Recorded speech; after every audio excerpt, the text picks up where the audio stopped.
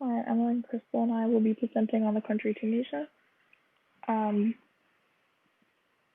Most of the historic influence in Tunisia comes from the Mediterranean cultures, and the ethnic origins um, are Lebanon, Berber, Bedouin, Israel, Greece, and France.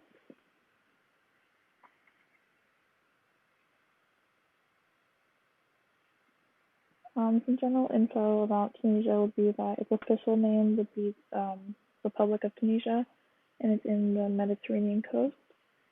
And the official language of Tunisia is Arabic, and the official religion is Islam, and the capital of Tunisia is Tunis. Some of the terminology used in cooking would be the couscousier, which is a double chambered food steamer that they use to make couscous in, and that's pictured to the left. The tebel is an Arabic way to say seasoning in Tunisia. Tahine is Tunisia's version of a quiche, except it has no crust.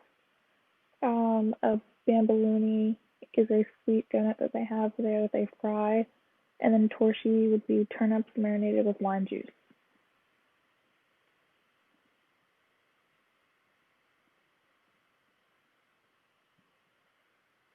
The location is north of Africa, and here's a video to give more information about the location. Hosting a population of 11.5 million, around 99% of which are Sunni Muslim. Three main languages are spoken within the former French colony, the official one Arabic, Tunisian dialect and French. Home to Africa's northernmost point, Tunisia lies in the Maghreb region. The state has won praise as the sole relative success of the 2011 Arab Spring uprisings, which began on its soil and brought about its transition to democracy. However, the new government has struggled to lift the economy out of a downturn. Nationwide unemployment sits at 15.5%, a figure which more than doubles when it comes to young people. Inflation hovers around 7%, while GDP growth is at 1.2%. The cost of living has increased by more than 30% since 2016. In a further blow to the economy, militant attacks in 2015 were devastating for the crucial tourism sector, though this summer brought a boost to the industry. According to the government, tourism revenues jumped 44% to just over €1 billion year on year. These results, though, are still far from the pre-2011 revolution outcomes, when Tunisia's beach resorts were a popular global destination. A fun fact about Tunisia would be that their cuisine is a blend of Mediterranean cuisine and Berber cuisine. And then there's a picture of some of the traditional ingredients. Some characteristics of cuisine based off the influences, religious beliefs, and cultural impact would be that meals on the holidays are very traditional, and a very typical holiday meal is fugugu, which is a pudding with pine seeds and vanilla spread, as you can see to the right of the screen. The people in Tunisia also participate in the fast of Ramadan. Um, then after that, a bunch of different families exchange different dishes filled with pastries for the other families to eat.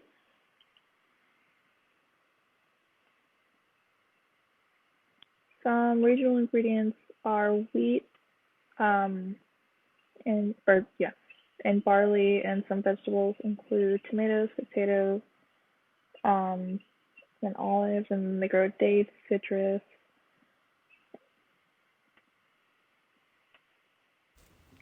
In Tunisia, they commonly select foods with the spiciest flavor since they believe quality of food is better than presentation. Since couscous is one of their most eaten dishes, they have a special device called a couscousier, or a double broiler, to make the couscous. Some dishes specific to Tunisia are shakshuka, which is soft-boiled eggs, potatoes, tomatoes, onions, garlic, and spices, all in olive oil; pasta, which is usually served with soup, meat, tomato sauce, chickpeas, peppers, and spices; couscous, made with semolina and usually served with meat, olive oil, and peppers; chorba, which is soup made with chicken or fish, parsley, celery, and lemon juice. Adnan Shaushi paid a visit to one of the North African nation's best octopus restaurants and brings you this mouth-watering story. Le pêcheur, or the fisherman, This is one of the best octopus restaurants in Tunisia. It opened on the island of Kirkena in the 1970s. People travel for over 300 kilometers to taste Ali's traditional delicious plates: octopus couscous, pasta, salad or red sauce. The preparations are different, but the octopus always enhances the flavor of Tunisian meals.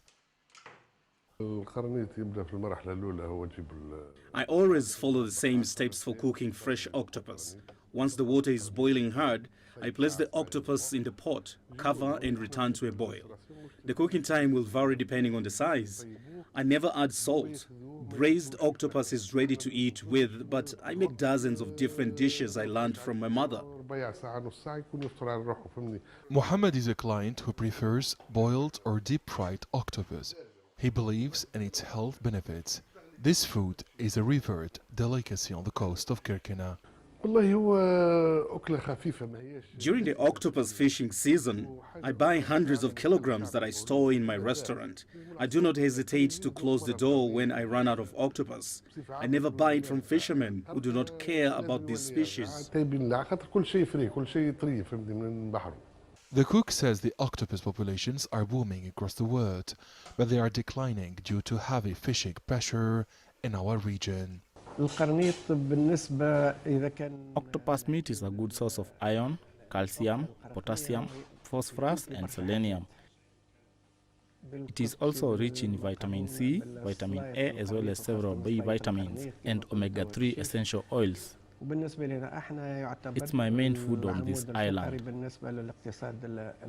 Kirkena is the main fishing spot for octopus. The fishing season started in December and ended in March. The Ministry of Agriculture and Maritime Fisheries set a catch quota for this campaign of 40,000 tons of octopus for this year. Locals say the inhabitants of the island of Kirkena have been isolated for decades.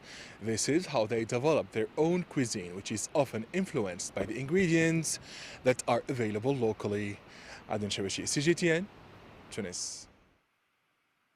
Some more dishes specific to Tunisia are leblebi, which is soup made with chickpeas, olive oil, harissa, garlic, salt, caraway, lemon juice, and croutons. Another is meshoui salad, which is grilled vegetables, tomato, onion, chili, garlic, caraway, olive oil, harissa, and lemon juice, topped with hard-boiled eggs and capers.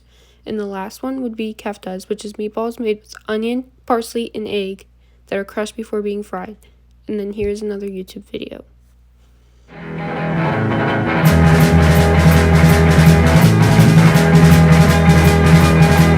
Hi guys, this is me Baba from TheLadyWars.com, and I'm right now in Tunis, Tunisia, and I'm eating the most traditional food of Tunisia. So Tunisian food is very famous if you come to North Africa, and I'm going to start with the most famous dish.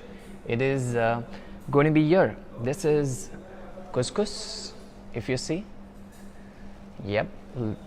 So couscous is a rice-like dish. It has a rice-like appearance, but it is made of semolina and wheat flour. It takes at least 2 hours to cook it. It's steamed, it's boiled, and it has a lot of vegetables like carrots, you see capsicums, chilies, pumpkins, and it's a very colorful dish, you know. Very healthy for people who are suffering from a lot of things like blood sugar and thyroid. Very famous in North Africa like Libya, Algeria, Morocco. Next we use couscous. If you want to eat couscous, you put this sauce like this a little bit, yeah, and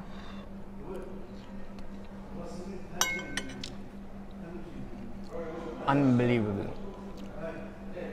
Coming ahead, this is your salad meshoui. It has eggs, tomatoes, olives, a lot of olive oil, tuna. Tunisian food is very, very dominated by tuna. This is another very, very famous dish. Very famous in summers if you eat. And it's a good start to your day. A little tuna will you take? And that's a nice one. One of my favorite dishes. It's briek. Briek is very, very famous in Tunisia. It's an egg pastry made of tuna, parsley, cheese, and a lot of egg fillings, you know. Ask any Tunisian what they love, they will 100% say it's briek. I'm just going to take a bite, it's going to melt.